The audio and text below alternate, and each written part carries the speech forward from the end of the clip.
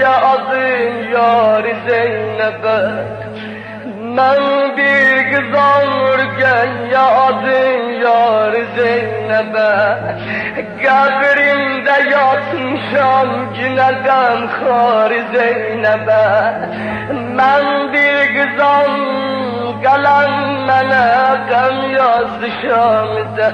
Ay bana ağlayanlar öldü, burada kabri bibim kazdı Şam'da.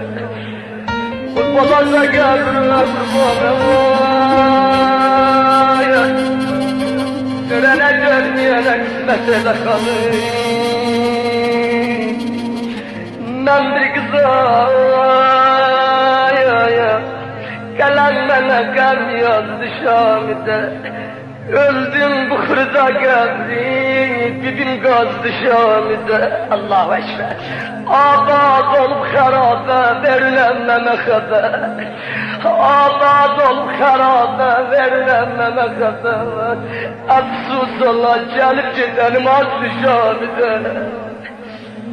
Bu zamansız gelmez bana.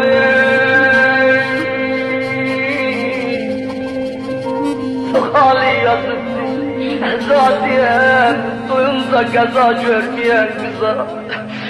Bir fare kelbi yüzüne başı can veren kıza. Şamil yolunda